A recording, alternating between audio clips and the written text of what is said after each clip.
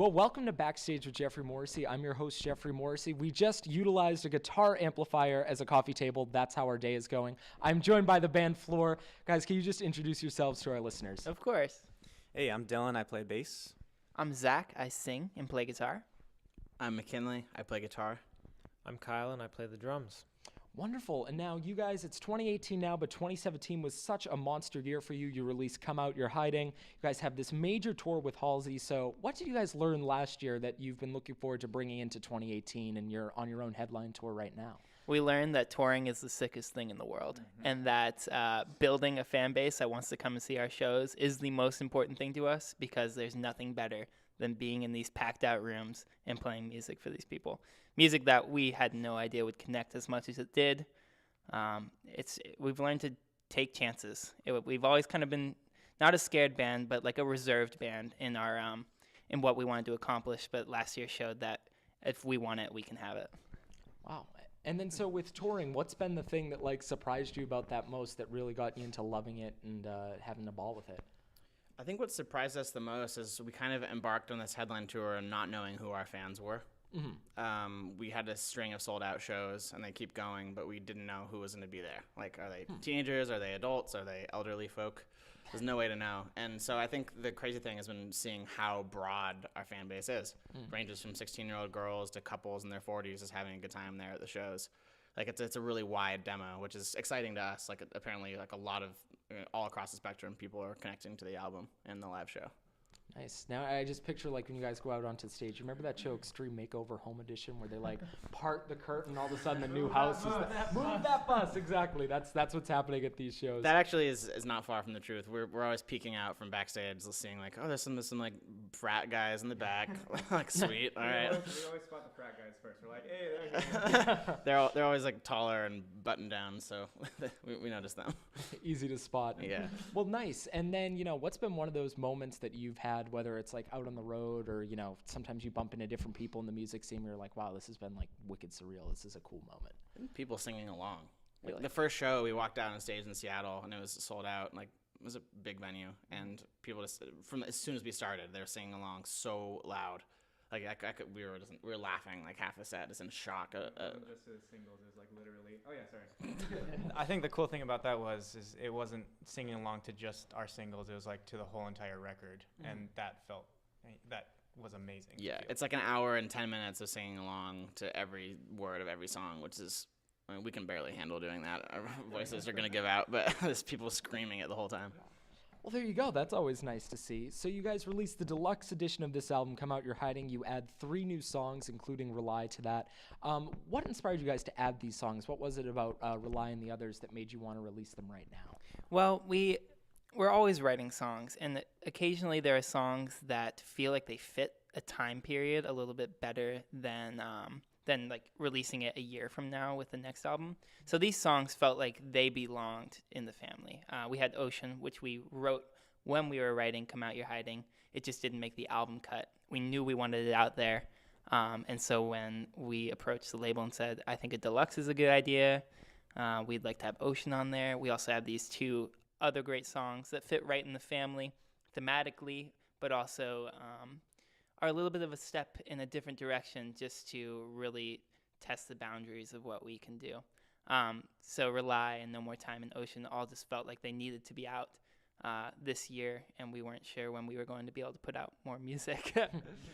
Well, I know that your fans are happy to have that music out there. There are 3 great songs. And now that you've had some time to sit with this collection of songs on Come Out, You're Hiding, what have been some that like have been sticking out to you, people really singing along, fans connecting with, and what are some that have grown on y'all over time when you think about the record? Restless Soul has always been really special to me, and so when we released the album, we were watching the numbers. It's definitely like our trailing song in terms of like streams and whatnot.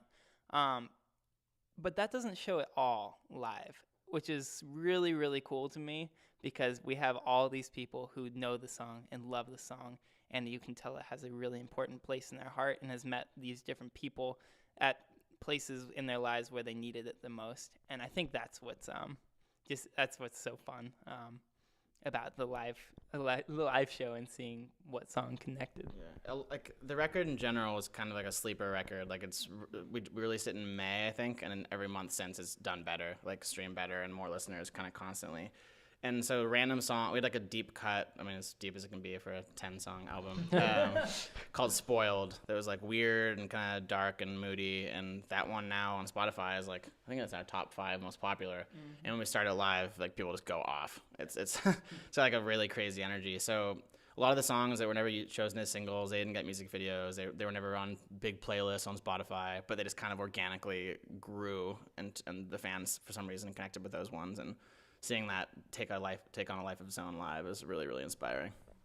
Well, nice. And this next question that I have for you, it's thematically tied to songs. You can each have a different answer. If y'all could steal a song from anything and make it a Floor song, the world only knows it is yours.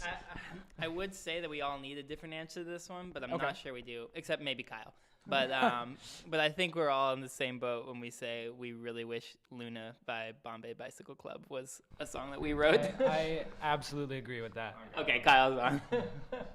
There's a new song out by Now called SGL. Okay. One of the best pop songs I've ever heard. I would steal them both, yeah. Yeah. Steal them both. There you go. Now, you guys do a ton of these interviews. You're spending a lot of time with each other. So do you guys have either a question for me, a question for each other, something to, I feel bad being the one always asking stuff? How about a comment? A comment? I'll take comments, concerns. You were so prepared, and like you did a good job at this. I don't know how a better way to say it. Will you do all our interviews is what he's trying to ask. I would be honored, and I always feel bad because I feel like that's a self-serving question to some extent. Just sort of like sending the line out there, fishing for compliments. No, and see I know what you comes weren't, but back. honestly, like we usually sound like idiots during these things, and you made us. I mean, actually, I'm not sure. Maybe in hindsight, we'll look back and think we didn't sound good, but I felt like we felt good doing this, and that was because of you. Let's blame it on the previous reporters. That's if you sounded silly, their fault. Thank you. Well, I know y'all have a busy day, so I'll wrap this up. Who are you guys listening to? What's been some stuff that's been spinning in the van? I've been listening to the new Kim Petras single. I can't remember what it's called. I tend to like really fixate on a song and listen to it like 1,000 times when I find one. It's called like something about heartbreak. I don't know. It's good though. I've been diving into the entire Bombay Bicycle Club discography. I just can't get enough of those guys. They're awesome. Oh, well, like I said, that song SGL by Now. I'm obsessed with all their new stuff and their old stuff from way back. They have a couple albums from 2010, 2012 that are just so cool that I never even heard of until now. So I'm jamming those. I'm back on my high school playlist, so I'm listening to a lot of Alpine. Their album Yuck is one of my favorite things ever. I'm also listening to a lot of crap. I've just like yesterday. I was just like listening to it all day yesterday, but like I'm blanking. But yeah, a lot of Alpine and yeah.